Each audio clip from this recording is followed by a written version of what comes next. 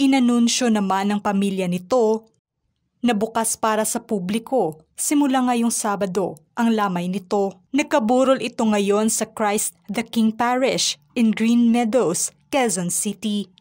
Sa pamamagitan nito, inihayag ng pamilya ang kanilang pagpapasalamat sa lahat ng mga sumuporta at ginawang inspirasyon ang namayapang mamamahayag.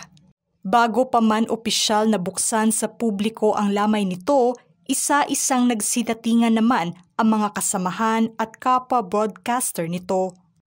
Marami ang nagpaabot ng kanilang pakikiramay at nagluluksa ngayon sa pagkawala nito.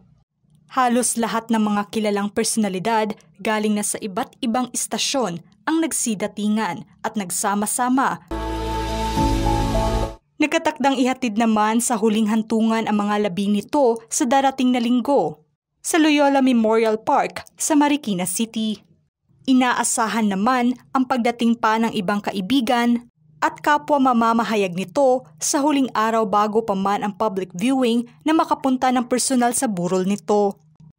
Ipinasilip ng pamilya ang unang araw ng burol nito kung saan tanging mga katrabaho at kaibigan pa lamang nito ang siyang pwedeng dumalo.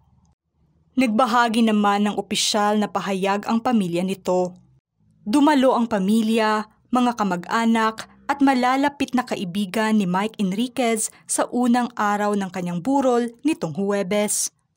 Sa pahintulot ng kanyang pamilya, magkakaroon ng pagkakataon ang mga nagmamahal kay Mike na masilayan ang kanyang mga labi sa Christ the King Parish sa darating na Sabado mula alas 8:30 ng umaga hanggang alas 3 ng hapon. Ilan sa mga unang bumisita sa lamay nito ang co-anchor at mga kasamahan nito sa 24 oras na sina Vicky Morales at Emil Sumangil. Humagulhol pa nga si Vicky nang makita ang katawan nito sa kabaong.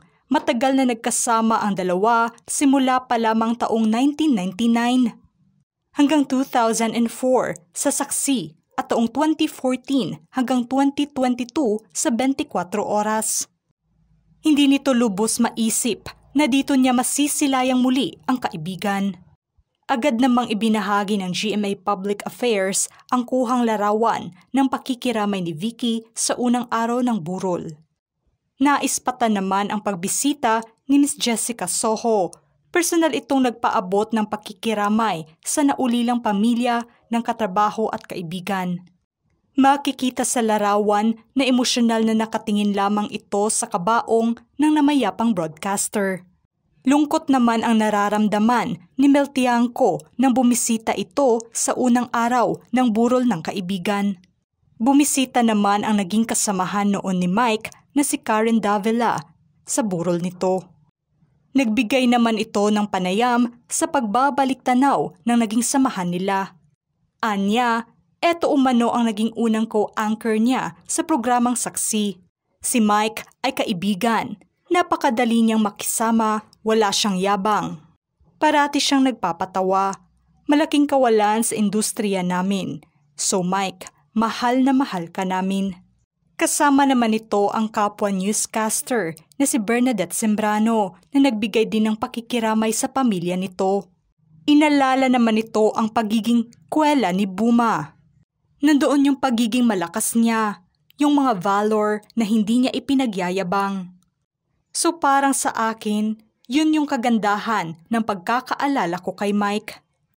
Hindi naman nagpahuli si Pangulong Bongbong Marcos na bisitahin ang burol ni Mike.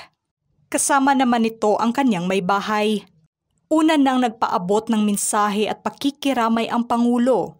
Nang mabalitaan nitong pumanaw na ang isa sa mga haligi ng pamamahayag sa ating bansa. Hindi naman mapigilang maiyak ng kapatid ni Mike sa panayam sa kanya.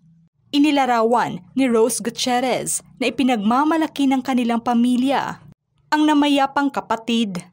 Ito umano ang kanyang sandigan at nang mawala ang kanilang mga magulang, hindi umano niya naramdaman ang pagiging ulila dahil ito umano ang nagsilbing gabay niya sa tuwing siya ay umiiyak. Parati umano nitong sinasabi sa kanya na akong bahala sa'yo. Nagpadala naman ng bulaklak si Senator Risa Hontiveros para na sa burol ng kaibigan. Samantalang inilunsad naman ng GMA Kapuso Foundation ang Mike Enriquez Legacy Fund. Bilang pagbibigay pugay naman sa ating kapusong si Mike Enriquez, gumawa ang GMA Kapuso Foundation ng Mike Enriquez Legacy Fund. Nakikiusap po ang kanyang pamilya na imbis na bulaklak, ay magbigay na lamang ng donasyon sa GMA Kapuso Foundation kung saan nagsisilbi rin si Mike bilang isang miyembro ng Board of Trustees. Ang mga malilikom ay ilalaan sa mga proyekto ng GMA Kapuso Foundation. Pinasalamatan naman ni Mel Tiangco sa mismong unang araw ng burol ang pagiging parte nito sa Kapuso Foundation. Punong-puno nga ng napakaraming bulaklak ang burol ng namayapang broadcaster na galing na sa mga kaibigan nito sa industriya at pamilya.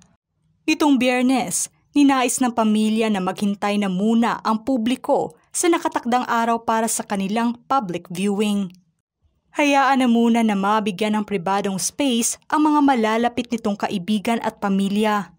Sa pagpanaw nito, una nang nagbigay ng pakikiramay ang publiko, kung saan nag-alay ang mga ito ng bulaklak at kandila kasama na ng litrato ng namayapang broadcaster sa Walk of Fame sa Quezon City. Ipinagpasalamat naman ng pamilya na naiintindihan ng publiko ang nais nila.